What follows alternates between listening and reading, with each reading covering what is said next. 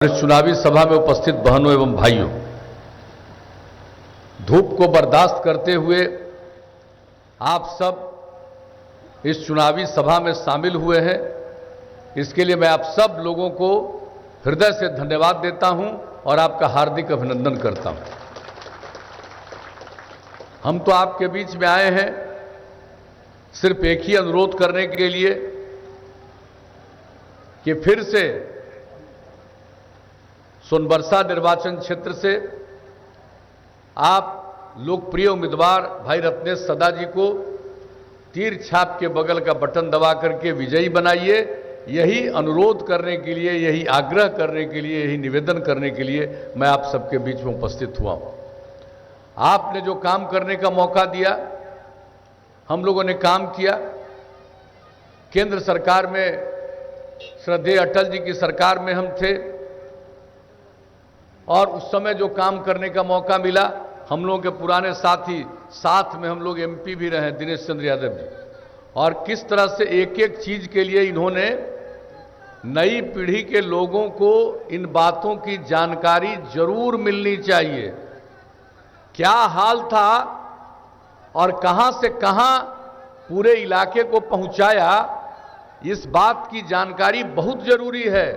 अगर इस बात की जानकारी नहीं रही तो जान लीजिए, अगर गफलत में फिर से वैसे लोगों को काम करने का मौका मिला जो आज तक कोई काम नहीं किया है, समाज में सिर्फ मतभेद पैदा किया है, अगर वैसे लोग फिर आ गए तो जो कुछ भी बनाया गया है सब का नाश हो जाएगा, फिर से नष्ट हो जाएगा, कुछ नहीं बचेगा। इस बात को अच्छी तरह जान लीजिए। इसलिए इन्होंने एक एक बात की जो जानकारी दी, मुझे बतलाने की जरूरत नहीं है।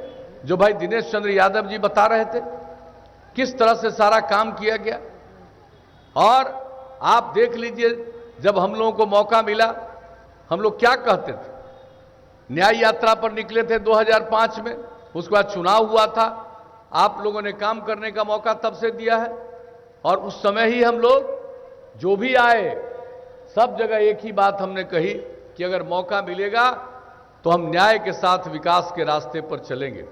और उसका मतलब है हर इलाके का विकास और समाज के हर तबके का उत्थान, और खास करके जो तबका किनारे पर है, हाशिए पर है, उनको मुख्य धारा से जोड़ने का प्रयास।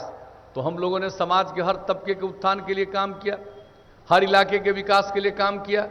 जो किनारे पड़े हुए थे, महिलाएं जिनकी कोई प्रतिष्ठा लोग नहीं करते थे, जनप्रतिनिधित्व तो बहुत कम था, नाम मात्र का, महिलाओं के लिए, अनुसूचित जाति अनुसूचित जनजाति के लिए, अति पिछड़े वर्ग के लिए, भला अति पिछड़े वर्ग की कोई इज्जत करता था? क्या परेशानी में लोग रहते थे? अति पिछड़े वर्ग को, सब लोगों को जो हम लोगों ने अवसर दिया, उसका नतीजा हुआ कितने बड़े पैमाने पर सब जनप्रतिनिधि के रूप में काम करने लगे, उनकी भी इज्जत बढ़ी और उन्होंने लोगों की भी सेवा की है।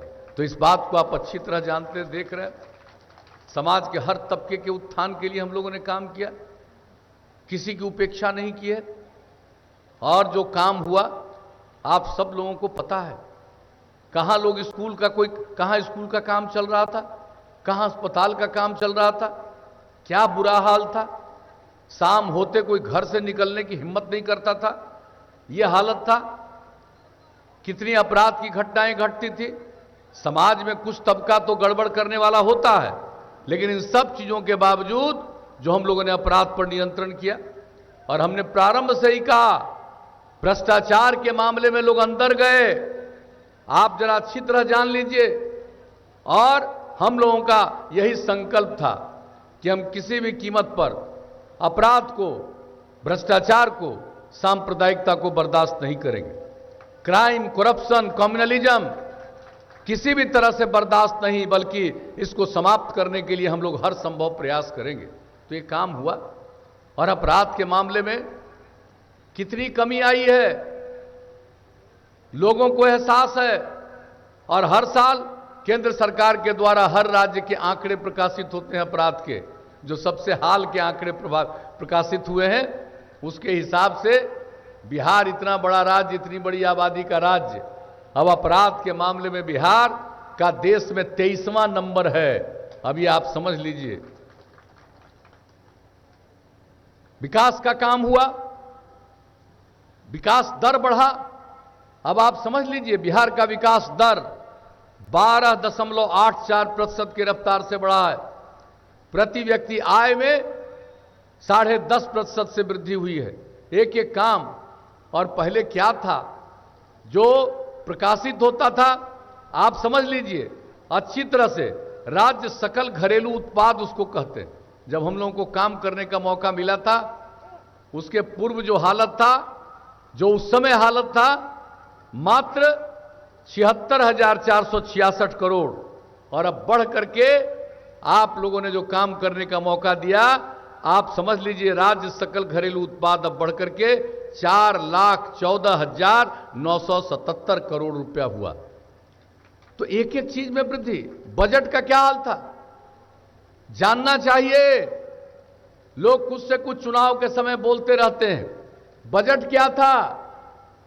जब बिहार और झारखंड एक था और उसके बाद 5 साल बिहार अलग हुआ, इन लोगों को काम करने का मौका मिला। सबसे बड़ी संख्या बजट का हुआ था 28,000 करोड़ रुपया से भी नीचे, और अब बिहार का बजट 2,11,000 करोड़ रुपए तक हम लोग पहुंचा दिए। अब बजट भी बढ़ रहा, एक एक काम हो रहा। पहले तो योजना के मद में भी खर्च नहीं कर पाते थे। लोगों को तनख्वाह मिलता था, समय पर तनख्वाह मिलता था।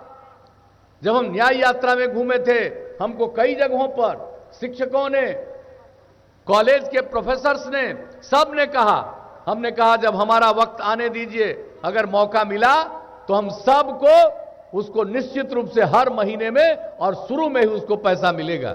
तो ये सब काम हम लोगों ने किया साहब। बिहार की आर्थिक स्थिति को सुधारा। पहले आपदा के बारे में कोई मन था?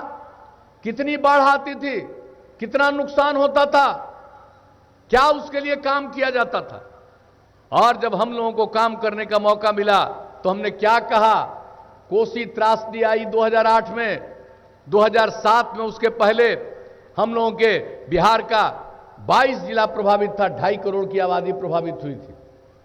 हमने क्या कहा था कि सरकार के खजाने पर पहला अधिकार आपदा पीड़ितों का है, और एक एक काम के लिए हम लोगों ने नियम बनाया, एसओपी, स्टैंडर्ड ऑपरेटिंग प्रोसीजर, कौन काम कब करना है। जरा याद कर लीजिए जो कोसी त्रासदी हुई थी, एक एक चीज देखे और किस प्रकार से लोगों ने उस समय कहा कि ऐसा हुआ वैसा हुआ, हम तो काम करते रहे। और जब काम किया और जिस प्रकार से काम किया, एक एक जगह 8,000 10,000 लोगों को रख करके उनके लिए सुविधाएं उत्पन्न की, एक एक काम किया। और कर्ज लेकर के 2 फेज में हमने कहा कि कोसी की समस्या का समाधान करेंगे, बेहतर स्थिति में लाएंगे, और उसके लिए हम लोगों ने काम किया है। काम अभी और आगे चल रहा है, द्वितीय चरण का काम चल रहा है। तो एक एक चीज हम लोगों ने किया साहब।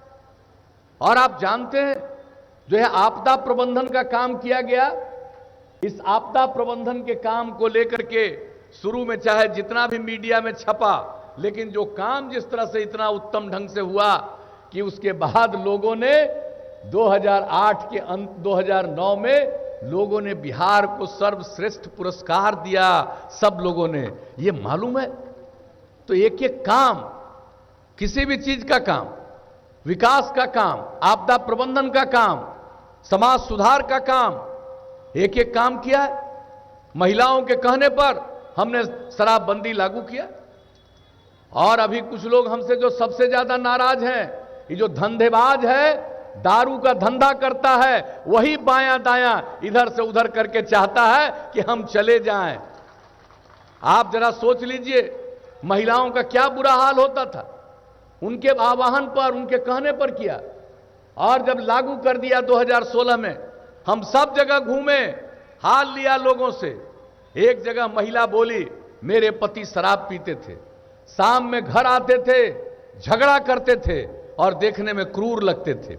और अब जब से शराबबंदी हो गई, मेरे पति शाम में आते हैं, बाजार से तरकारी खरीद करके लाते हैं, और अब हंसते हैं, मुस्कुराते हैं और देखने में अच्छे लगते हैं। इतना बड़ा परिवर्तन। और किस तरह से, तो हम लोग तो काम करते, कुछ तो गड़बड़ करने वाला काम करने वाला होगा ही, ये तो मनुष्य का स्वभाव है। आप लाख चाहिए, सब ठीक नहीं होगा, कुछ ना कुछ तो गड़बड़ करेगा। लेकिन सब चीजों के बावजूद जितना भी काम करने की कोशिश हम लोगों ने की है, विकास से लेकर के हर क्षेत्र का काम, अब आप सोच लीजिए इस बार जिस तरह से पर्यावरण के लिए जो संकट उत्पन्न हो रहा है, पिछले वर्ष क्या हुआ था,